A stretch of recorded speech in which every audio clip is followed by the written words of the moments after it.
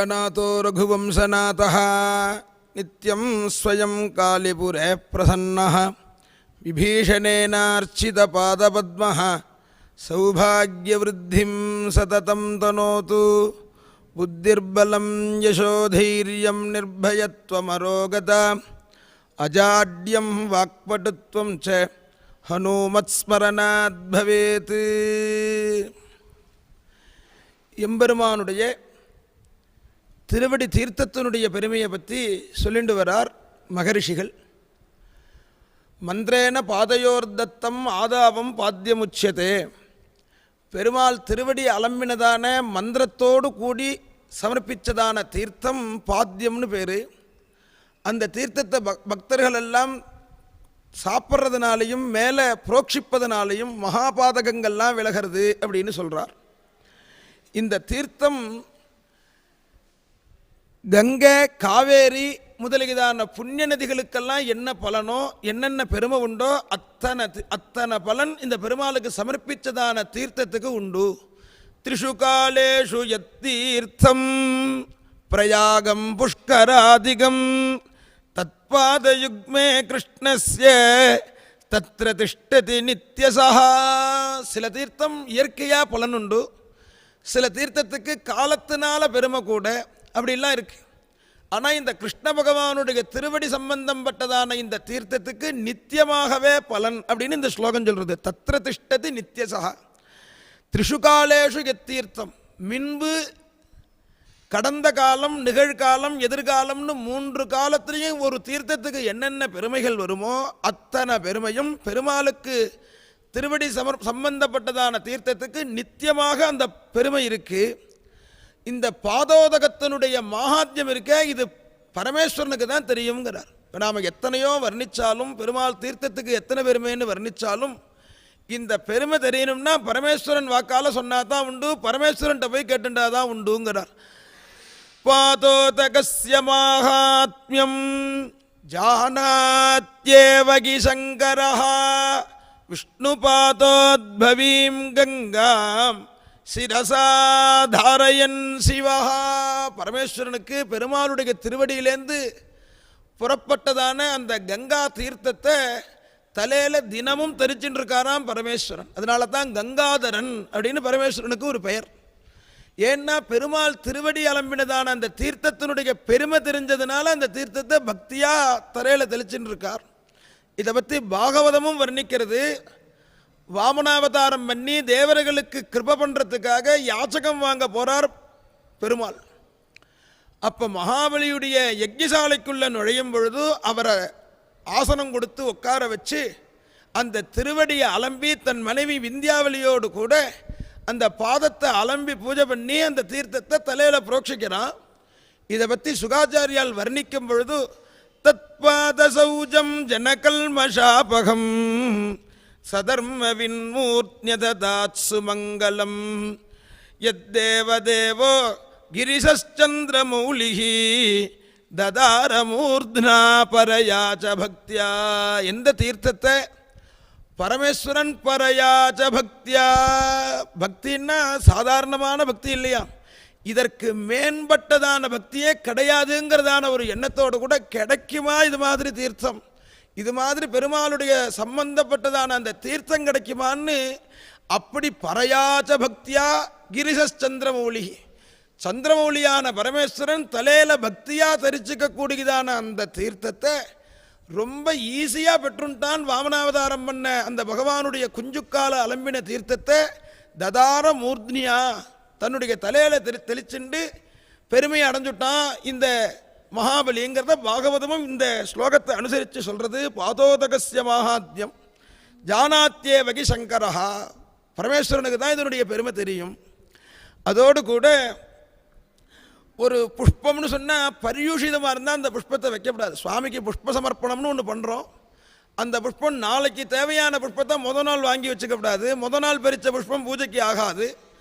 பரியூஷிதம்ங்கிறார். பரியூஷிதம்னு சொன்னால் அதிகபட்சம் 3.25 நாழி, 1.5 மணி நேரம் 2 மணி நேரத்துக்கு முன்னாடி சம்பாதிச்சு வச்சுன்றதான புஷ்பம். அது வாங்கினதோ பறித்ததோ அது காலத்தினால விளக்கத்தை கொண்டது. பரியூஷிதம்னு ஒரு தோஷம் அதற்கு வந்துடுது இந்த புஷ்பத்துக்கு.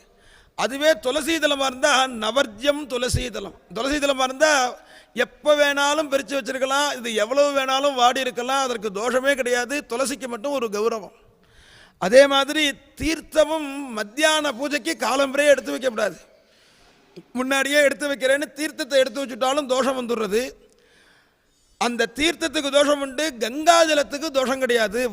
நவர்ஜ்யம் ஜான்னவி ஜலம். கங்கா ஜலமாக இருந்தால் அது எத்தனை மாதமானாலும் அந்த தீர்த்தத்துக்கு பரியூஷிதங்கிறதான தோஷம் வராது அப்படிங்கிறதெல்லாம் ஆகமம் சொல்கிறது. பக்தபாதச்சுதேவாபி மதர்ப்பித ஜலேனவா நரப்பாத் பிரமுச்சேத ஸ்நானபானாதி கர்மபிஹி. பெருமாளுடைய வாக்கியமாக சொல்றார், தன் பக்தன் தன்னுடைய அடியாருடைய பாத தீர்த்தமும் எனக்கு சமர்ப்பணம் பண்ணதான தீர்த்தமும் ஒரு நரன் ஒரு மனிதன் அதை உபயோகப்படுத்துவானாகில் அதை அதில் ஸ்நானம் பண்ணுறதுனாலையோ சாப்பிட்றதுனாலையோ பாபாத் பிரமுச்சேத பாபங்கள்லாம் விலகிறது அப்படிங்கிறார். சன்னதி பக்கத்தில் இருக்கக்கூடியதான தீர்த்தம் இப்போவும் எல்லா பெருமாள் கோவில்கள்லையும் பக்கத்தில் ஒரு தீர்த்தத்துக்குன்னு ஒரு புஷ்கரணியோ கூப்பமோ ஒரு நதியோ சமுத்திரமோ ஏதோ ஒன்று இருக்கும். அது கங்கா தீர்த்தத்துக்கு சமமான தீர்த்தம்னு தெரிஞ்சுக்கோங்கிறார். ஜலாசயம் துயத் புண்ணியம் விஷ்ணுவாலய சமீபதா. ஜலாசயம், ஜலாசயம்னா ஜலத்திற்கு இருப்பிடம்னு அர்த்தம். ஜலத்துக்கு இருப்பிடமாக இருக்கக்கூடிய அடிபம்பு தீர்த்தமாக இருந்தாலும் போர் செட்டு தீர்த்தமாக இருந்தாலும் ஒரு குட்டையாக இருந்தாலும் குளமாக இருந்தாலும் எந்த தீர்த்தமாக அது இருக்கட்டும், அது பெருமாள் சன்னதி பக்கத்தில் இருக்கிறதுனாலேயே அது அசுத்தமாக இருந்தாலும் சுத்தமாக இருந்தாலும் விட்டார். ஜலம் சுத்தம் அசுத்தம் வா விஷ்ணுவாலய சமீபதா. அந்த தீர்த்தத்துக்கு என்ன பெருமைன்னார், கங்கா ஜலம் சமம் ஜேயம் விஷ்ணு சாநித்திய வைபவாத்து. அந்த தீர்த்தத்தை கங்கா ஜலம்னு தெரிஞ்சுக்கோ. என்னத்தினாலே நார் விஷ்ணு சாநித்திய வைபவாத்து, பெருமாள் பக்கத்தில் இருக்கிறதுனாலேயே அந்த தீர்த்தம் எத்தனையோ தோஷமாக இருக்கட்டும், அது பார்ப்பதற்கு உங்களுக்கு பிடிக்காமல் இருக்கட்டும், அசுத்தமாக இருக்கட்டும், எப்படி இருந்தாலும் அந்த தீர்த்தம் கங்கா தீர்த்தத்துக்கு சமம் அப்படின்னு சொல்கிறார். பெருமாள் சன்னதி பக்கத்தில் இருக்கிறதுனாலேயே அந்த தீர்த்தத்துக்கு அவ்வளவு பெருமை வந்துடுறது அப்படிங்கிறார். இருக்கட்டும், இந்த ஸ்லோகம் இதுக்கு நாம் உபயோகப்படுத்தும் பொழுது இதை புரிஞ்சுக்கிறத விட அதில் தோஷம் பண்ணுறதுக்கு முன்னாடி புரிஞ்சுக்கணும். பெருமாள் சன்னதி பக்கத்தில் இருக்கிற தீர்த்தத்தை தவறான முறையில் உபயோகப்படுத்தப்படாது.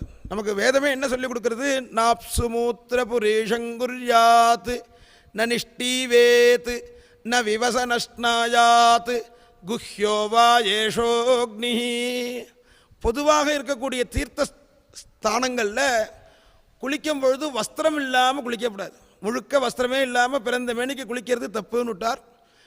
வசனம்னா வஸ்திரத்துக்கு வேறு, வஸ்திரம் இல்லாமல் குளிக்கப்படாது. அதில் எச்ச துப்பப்படாது, அதில் மலஜல விசர்ஜனம் பண்ணப்படாது. நாப்சு மூத்திர புரீஷங்குர்யாத்து. ஏன்னார் அந்த தீர்த்தங்கிறது பொதுவாக எல்லாருக்கும் பொதுவாக, அந்த தீர்த்தத்தை அசுத்தப்படுத்தப்படாது. அதனால தான் கிராமாந்தரங்களில் ஒரு பழமொழி சொல்லுவா,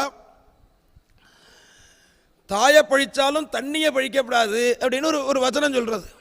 இது பொதுவாக நாம் எப்படி புரிஞ்சுக்கிறோம், தாயை ஏதாவது திட்டினாலும் திட்டலாம், தண்ணியை தூஷிக்கப்படாது, எந்த ஜலமாக இருந்தாலும் ஸ்வீகரிக்கணுங்கிற பாவத்தில் புரிஞ்சுப்போம். யதார்த்தம் என்னன்னா, தாயிடத்தில் பழி செய்தாலும் செய்யலாம், தண்ணீர் இடத்துல பழி செய்யப்படாதுன்னு. அபராதம் பண்ணுறோம், அம்மாவை ஒரு அப்போ சின்ன குழந்தையாக இருக்கும்போது உதைக்கிறோம், அம்மாவை கன்னத்தை தட்டுறோம், அம்மாவை திட்டுறோம், இதெல்லாம் பண்ணுறோன்னா தாய் பொறுத்துப்பா. தண்ணீர் இடத்துல போய் அபசாரப்பட்டுடவே கூடாது. தண்ணீர் உனக்கு மட்டும் இல்லை, இந்த உலகத்துக்கே அமிர்தமாக உள்ளது. ஒருத்தர் 8 வீடு இருக்கக்கூடியதான ஒரு அப்பார்ட்மெண்ட்டில் ஒருத்தர் தன்னுடைய பாத்ரூமில் ஜலத்தை பைப்பை திறந்துட்டு போயிட்டாருன்னா ஒரு வீட்டுக்கு உள்ள ஜலம் தான் போகுமான்னு 8 வீட்டுக்கும் உள்ள ஜலமும் அந்த பாத்ரூம் வழியாக காலி ஆகிடும். அந்த தீர்த்தங்கிறது எல்லாருக்கும் பொது, அதில் அபசாரப்படப்படாது. அதுலேயும் பெருமாள் சன்னதி பக்கத்தில் இருக்கிற தீர்த்தத்தில் கண்டிப்பாக பண்ணவே கூடாது. ஏன்னா பெருமாளுடைய ஒரு கோபத்துக்கு ஆளாகும். நாம் தீர்த்தத்தை அவ்வளவு ஜாக்கிரதையாக பார்த்துக்கணும் அப்படிங்கிறத இந்த ஸ்லோகம் வலியுறுத்துறது. ஜலம் சுத்தம் அசுத்தம் வா விஷ்ணுவாலய சமீபதா அப்படிங்கிறதெல்லாமும் இந்த தீர்த்தத்தினுடைய மகாத்தியத்தை சொல்கிறார். பெருமாள் தீர்த்தத்துக்கு அத்தனை பெருமை. அந்த தீர்த்தம் கொடுத்ததுக்கப்புறமா துளசீதளம் கொடுப்பா. இந்த துளசீதளம் பெருமாளுடைய ஆராதனத்தில் ரொம்ப முக்கியமான ஒரு பங்கு வகிக்கிறது. பொதுவாக நாம் கடையில் வாங்கிட்டு போகிற அந்த வஸ்துக்களை விட அந்த வஸ்துக்கள் நம்மாலேயே சம்பாதிக்கப்பட்டதாக இருந்தால் அதற்கு விசேஷம் கூட. விக்கிரயமான புஷ்பம், விலைக்கு வாங்கினதான ஒரு வஸ்துவை சுவாமிக்கு சமர்ப்பிக்கிறத விட நம் கிரகத்தில் இருந்து சம்பாதிச்சது, நாம் அந்த விஷயத்தை சம்பாதிக்கிற விஷயத்தில் ஈடுபட்டு சம்பாதிக்கிறதுங்கிறது அதற்கான ஒரு பெருமை கூட. அப்போ துளசி தலத்தை நாம் பிரித்து சுவாமிக்கு சமர்ப்பணம் பண்ணணும். பெருமாளுக்கு சன்னதிக்கு கொண்டு போகும்பொழுது அர்ச்சனைக்கு துளசியை பிரித்து கொண்டு போகணும். இந்த துளசியை பிரிக்கும் பொழுது சொல்கிறதுக்கு ஒரு ஸ்லோகம் இருக்குது. துளசி அமிர்த ஜன்மாசி சதாத்வம் கேசவ பிரியே கேசவார்த்தம் லுலாமித்வாம் வரதாபவ சோபனே. ஏ மங்களகரமானவளே சோபனே, ஹே துளசி அமிர்த ஜன்மாசி, அமிர்தம் போன்ற பிறப்புடையவளே, எப்பவும் கேசவனுக்கு பிரியமா உள்ளவளே, பெருமாளுடைய திருவாராதனத்துக்காக உன்னை கிள்றேன். லுணாமின்னா கிள்றதுக்கு பேர். லுணாமித்வாம் வரதாபவ சோபனே, உன்னை கிள்ளிட்டோனேன்னு என் மேலே நீ கோபமோ வருத்தமோ அடையக்கூடாது. என்னிடத்துல எப்பவும் அனுகிரகத்தோடு இருக்கணும். வரதாபவ சோபனே அப்படின்னு பிரார்த்தனை பண்ணிட்டு துளசியை பிரிக்கணும். துளசி பிரிக்கிறதுக்கு முன்னாடி சில ஸ்லோகங்கள்லாம் பிரார்த்தனை ஸ்லோகங்கள்லாம் சொல்கிறார். அதை எல்லாரும் சொல்லணும். சொல்ல முடியலன்னா இப்படி ஒன்று இருக்குங்கிறத மனசுக்கு வாங்கிட்டு தமிழ்லையாவது ஒரு பிரார்த்தனை பண்ணிட்டு அந்த துளசியை பறிக்கணும். துளசி சில பேர் பறிச்சுன்னு வரதெல்லாம் சன்னதியில் பார்த்தோன்னா அப்படியே கையில் மாற்ற கலை, என்ன கலை மாற்றுறதோ அப்படியே வேரோடு பிடிங்கி இந்த மண்ணோடு கொண்டு வந்து இங்கே சமர்ப்பணம் பண்ணுறான். துளசியை அப்படி பிரிக்கப்படாது. துளசியை பத்திரமாக தான் பிரிக்கணும். கலையாக அது நாளைக்கு அதனுடைய தேவை இல்லைங்கிற மாதிரி அதை உபயோகப்படுத்தப்படாது. அதெல்லாம் இந்த ஸ்லோகம் பிரார்த்திக்கிறது. பிரசீதமம தேவேசி பிரசீத ஹரிவல்லபே க்ஷீரோதமதனோத்பூதே துளசீத்வம் பிரசீதமே. எனக்கு நீ அனுகிரகம் பண்ணணும், என்னுடைய தலைவியே அப்படிங்கிறார். தேவேசி மகாவிஷ்ணுவுக்கு பிரியமானவளே, பிரியமானவளே, மகாவிஷ்ணுவுக்கு பிரியமானவளேன்னு ஒரு சொல். ஹரிவல்லபே பார்க்கடல்ல தோன்றினவளே, நீ என்னிடத்துல அனுகிரக புத்தியோடு இருக்கணும். உன்னுடைய மூலத்தில் எல்லா தீர்த்தமும் இருக்கு. அந்த துளசியினுடைய அந்த இலையுடைய காம்பு இருக்கே, அதில் எல்லா புண்ணிய தீர்த்தமும் அதில் வசிக்கிறது தான். தொன்மூலே சர்வ தீர்த்தானி தொன்மத்தியே சர்வ தேவதாக.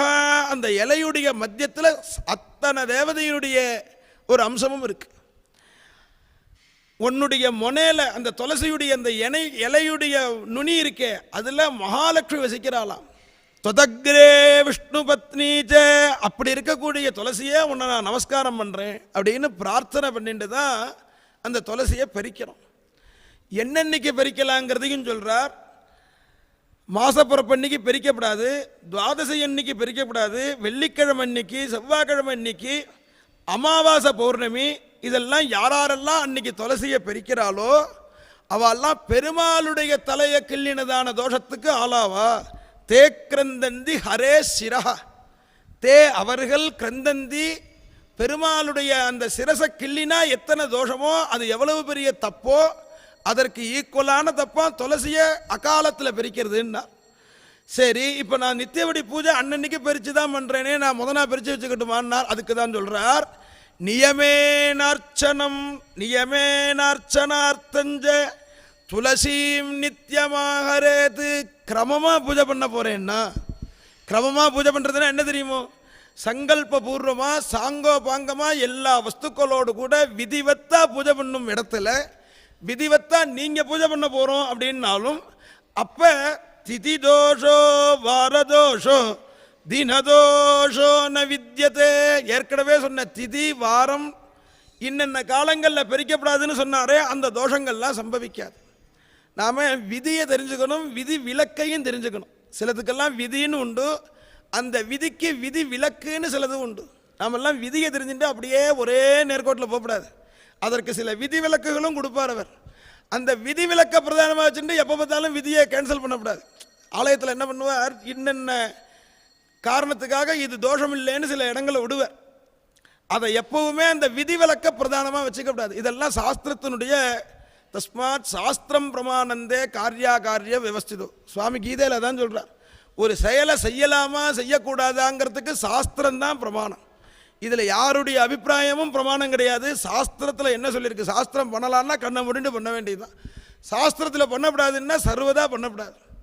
இதுதான் புரூஹியத்வா விபர்யம்னு கேட்டார் சுகாச்சாரியார் இடத்துல. பரீட்சித்து கேட்குறான், ஸ்மர்த்தவ்யம் பஜனீயம் வா, பண்ண வேண்டியதை சொல்லணும், கேட்க வேண்டியதை சொல்லணும், நான் என்ன பண்ணணுங்கிறது இல்லாமல் சொல்லிட்டு வரணும், நான் என்னென்ன பண்ணப்படாதுங்கிறதையும் சொல்லணுங்கிறார்.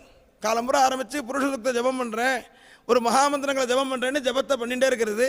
எறும்பு சாரி வச்சு போகிறதுன்னா ஒவ்வொரு எறும்பாக அப்படியே இழுத்து இழுத்து இழுத்து வதம் பண்ணால், இப்போ நீங்கள் பண்ணின ஜபமும் நீங்கள் பண்ண பிராணிஹிம்சையும் ரெண்டும் இதை விட அதுக்கு தோஷம் கூட. அப்போ என்ன பண்ணப்படாதுங்கிறத தெரிஞ்சுட்டு பண்ணால் தான் பிரயோஜனம். அடுப்பை முட்டாமல் நம்ம பாலை வச்சுட்டு பொங்கும்னா அது என்னமா பொங்குது, அது தெரிஞ்சுக்கணுமே. என்னென்ன பண்ணணுங்கிறத தெரிஞ்சுக்கிறதோட எதெல்லாம் தவிர்க்கணுங்கிறத ரொம்ப முக்கியமாக தெரிஞ்சுக்கணும். அதைத்தான் புரூஹியத்வா விபர்யம்னு கேட்டார் பரீட்சித்து சுகாச்சாரியார் இடத்துல. இது எது சாஸ்திரம் இன்னென்ன தினங்களில் பறிக்கப்படாது துளசியேன்னு சொல்லித்தோ அதே சாஸ்திரமே சொல்கிறது, நியமே நார்ச்சனார்த்தஞ்ச நியமேன அர்ச்சனார்த்தஞ்ச, நியமமாக அர்ச்சனை பண்ணும் பொழுது பெரிச்சா அதற்கு தோஷம் கிடையாது அப்படிங்கிறத சொல்கிறார். எத்தனை புஷ்பம் பகவானுக்கு சமர்ப்பணம் பண்ணாலும், கல்காரம் வா த புஷ்பம் வா மாலதீவ குலம் துவா கரவீர பிரசூனம் வா மல்லிகா வாத சம்பகம், சம்பகமோ தாமரையோ மல்லியோ முல்லையோ மருவோ, எத்தனை புஷ்பம் இருக்குது வாசனாதி புஷ்பங்கள், அந்த புஷ்பம் எத்தனை புஷ்பம் நாம் சமர்ப்பித்தாலும், உத்பலம் சதபத்ரம் வா புஷ்பேன் ஸ்வன்ய அந்யத்வமந்து வா துளசீரஹிதா மாலா நவிஷ்ணோ பிரீதிதா பவேத். எத்தனையோ நீங்கள் மாலையை கொண்டு கட்டுன்னு கட்டி, வாசனாதி மாலைகள் தாண்டா மாலைன்னு கட்டி திருமாலைகள் எல்லாம் கொண்டு பெருமாளுக்கு மாலை சாத்தினாலும் அதில் துளசீதளம் இல்லைன்னா நவிஷ்ணோ பிரீதிதா பவேத், அது பெருமாளுக்கு பிரீதிகரமாக ஆகாதான் அந்த மாலை. அதில் துளசி சம்பந்தம் இருக்கணும்னு விட்டார். துளசி சம்பந்தம் இல்லாத மாலை பெருமாளுக்கு பிரீதி ஆகாது. துளசி குசுமம் கிராக்கியம், துளசியினுடைய அந்த புஷ்பம் துளசி தலங்கள்லாம் இருக்குது, அதற்கு முனையில் நீட்டாக இருக்கும், அப்படியே பூவாக இருக்கும். இந்த துளசி குசுமங்கிறது பெருமாளுக்கு அர்ச்சனை பண்ணுற விஷயத்தில் ரொம்ப உகந்ததுங்கிறார். ஏன்னா இப்போ ஆயிரவா பூரா என்ன பண்ணுறா, அந்த புஷ்பத்தை பூரா ஆஞ்சிவிட்டு இலையை தான் கொடுக்குறா. இலையை விட இந்த துளசி புஷ்பத்துக்கு விசேஷம் கூட. இந்த துளசிக்கு கிளையில் துளசி இருக்கும் பொழுது இந்த முனையில் ஒரு பூ மாதிரி இருக்கும் நீட்டாக, அந்த குசுமத்தை ஆஞ்சி அந்தண்ட ஒதுக்கி போடாது போடக்கூடாதுன்னு நினச்சிண்டு. அதனால தான் இது நினைவாக சாஸ்திரம் சொல்கிறது துளசி குசுமம் கிராஹ்யம். அது கிடைக்கலன்னா ததபாவேது பல்லவம், அது கிடைக்கலன்னா பல்லவம். பல்லவம்னா இலைக்கு பேர். சாங்குரந்து சதுஷ்பத்திரம், அந்த முனையோட கூடின 4 இலை அல்லது 6 இலை கொண்டு வரலாம். பல்லவானாமபாவேது, அப்படி துளசி கிடைக்கலன்னார், துளசியுடைய காஷ்டம் இருக்கே, அந்த துளசி செடியுடைய கிளையில தானே அந்த இலை வந்திருக்கு, இலை கிடைக்கலன்னா அந்த கிளையை உடச்சுன்னு வந்துடும். துளசி காஷ்டமுச்சியது, காஷ்டமே இல்லைன்னார், அந்த துளசியுடைய வேர் இருந்தால் எடுத்துன்னு வா பூஜைக்கு. துளசி காஷ்டாபாவேது மூலம் சியாத்து, மூலம்னா அந்த வேருக்கு பேர், வேற எடுத்துன்னு வந்து பெருமாள்கிட்ட சேரு. வேரும் கிடைக்கல, மூலாபாவேது மிருத்திகா, அந்த வேரே இல்லை. எங்கள் பாட்டி பூஜை பண்ணிட்டு இருந்தா, அப்புறம் எங்கள் அம்மா வச்சுருந்தா, நான் ஒரு 15 நாள் பெங்களூர் போனேன், இப்போ செடியே இல்லை ஒன்றுமே இல்லை அப்படின்னா அந்த மண்ணை எடுத்துகிட்டு வந்து வையுங்கிறார். மூலாபாவேது மிருத்திகா, மிருத்திகாயாம் அபாவேது, மிருத்திகா அந்த மண்ணே இல்லை, துளசி இருந்ததுக்கான அடையாளமே இல்லை. என்ன பண்ணுறதுன்னார், துளசி சப்த உச்சத்தை பூஜை போது துளசி இருக்கான்னு கேளு, துளசி இல்லைன்னதுக்கப்புறம் மற்ற பூவெல்லாம் வச்சுக்கோ, துளசிங்கிற சொல்லையாவது சொல்லுங்கிறார். இந்த துளசியினுடைய பெருமைக்காக இதைத்தான் ஞாபகமாக கலியில் எந்தெந்த பொருள்லாம் பகவானுடைய பிரீதியை சம்பாதிச்சு கொடுக்கும்னு சொல்கிற இடத்துல கங்கா கீதாஜ காயத்ரி அபிஜ துளசிக்காங்கிறார். கங்கை கீதை காயத்ரி அதோட துளசியும் பெருமாளுடைய கிருபையை ஈஸியாக பெற்று தருமா. ஒரு 10 தலம் துளசியை பெருமாளுடைய நாமாவை சொல்லி சமர்ப்பிச்சுட்டா பெருமாள் நம்ம என்ன கேட்டாலும் அதை சாங்ஷன் பண்ணி வரோம், துளசி கொடுத்தாருங்கிற காரணத்தினால. துளசிக்கு அத்தனை பெருமை.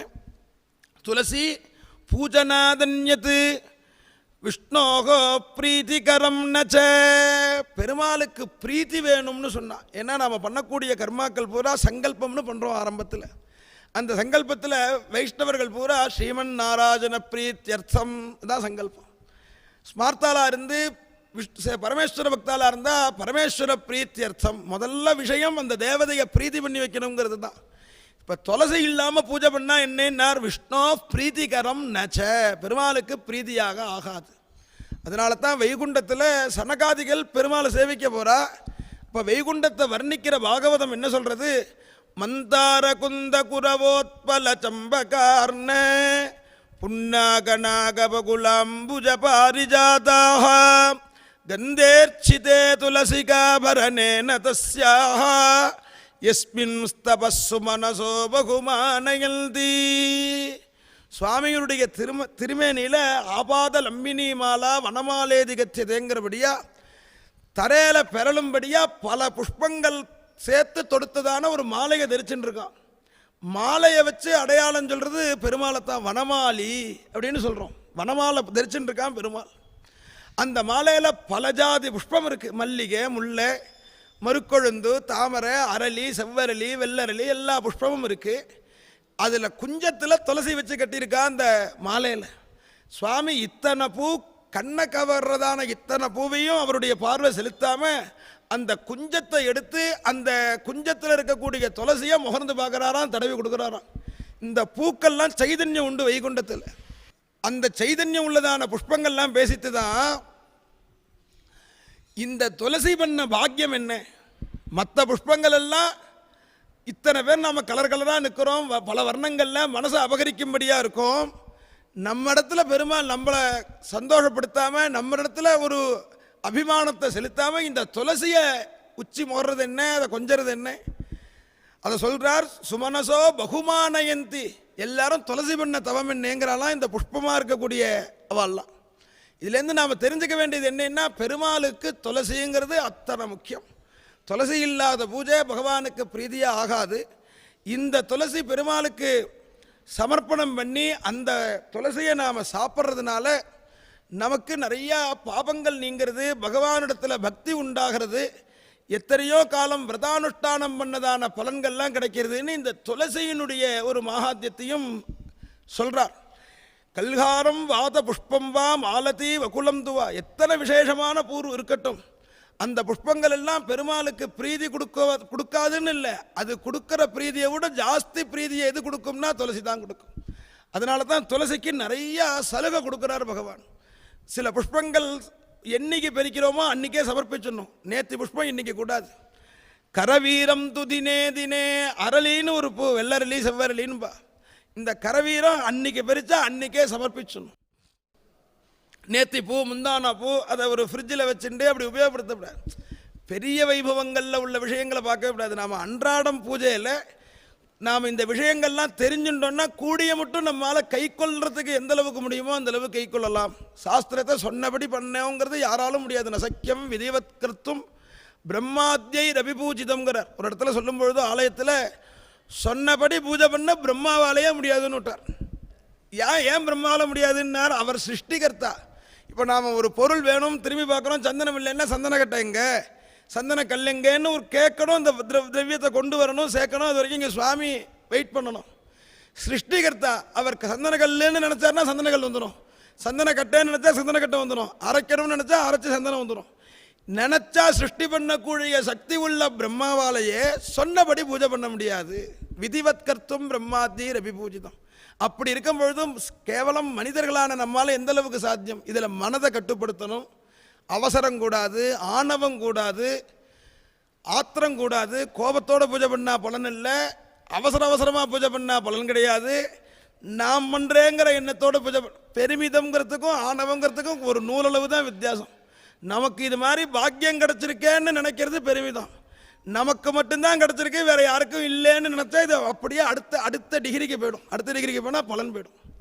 ரொம்ப பெருமாள் விஷயத்தில் இந்த பூஜா விஷயங்களில் எல்லாரையும் நியமித்த போது எல்லாருமே எங்களால் முடியாது, உங்களுக்கு பூஜை பண்ணி அபச்சாரப்பட்டுட்டா இதற்கு பரிகாரமே கிடையாதுன்னு எல்லாரும் ஒதுங்கின பொழுது தான் பகவான் தன்னை போலையே ஒருத்தரை சிருஷ்டி பண்ணாரா. அவருக்கு தான் விகர்ணச முனிவர்னு பேர். அவரால் பண்ணப்பட்டதான இந்த ஆகம கிரமத்துக்கு தான் வைகானசம் அப்படின்னு பேர். இந்த ஆகமப்படி தான் திருமலை திருப்பதி, நம்ம உப்பிலியப்பன் கோவில், நாச்சியார் கோவில் முதலிய பல திவ்ய தேசங்களில் இந்த வைகானச ஆராதன கிரமப்படி பூஜை நடக்கிறது. அதில் தான் பெருமாளுக்கு சமர்ப்பிக்கக்கூடிய தீர்த்தத்தையும் துளசியையும் பற்றினதான பெருமையை நாம் இப்போ இந்த பகுதிகளில் தெரிஞ்சுட்டோம். இதற்கு அடுத்து ஷடாரி சாதிக்கிறது, பிரதட்சிணம், நமஸ்காரம், இன்னும் பலவிதமான வழிபாடு முறைகளை பற்றியும் இதில் அடுத்தடுத்த பகுதிகளில் பார்க்கும்படியான ஒரு கிருபையை ஸ்ரீனிவாசன் நமக்கெல்லாம் கொடுத்துருக்கார். இந்த விஷயங்களை தெரிஞ்சுக்கிறதுனால நாம் அதை பண்ணும்பொழுது இந்த விஷயம் ஞாபகத்துக்கு வரும். நம்மால் முடிஞ்ச அளவுக்கு அதில் ஒரு பின்பற்றினோன்னா நமக்கு க்ஷேமம் எப்பவும் உண்டு, பகவானுடைய கிருபை உண்டுங்கிறத தெரிவிச்சுட்டு இதை பூர்த்தி பண்ணுறோம். ஸ்ரீயக்காந்தாய கல்யாண நிதயே நிதயேர்த்தினாம் ஸ்ரீவெங்கட நிவாசாய ஸ்ரீனிவாசாய மங்களம்.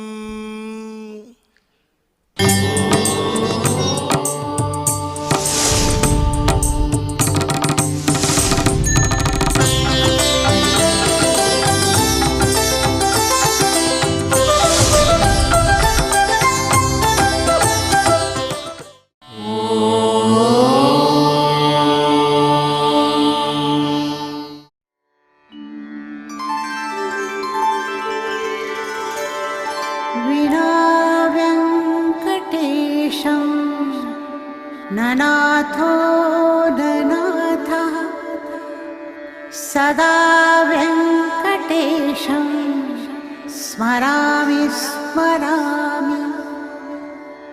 हरे वेङ्कटेश प्रसीद प्रसीद. प्रियं वेङ्कटेश प्रयच्छ प्रयच्छ.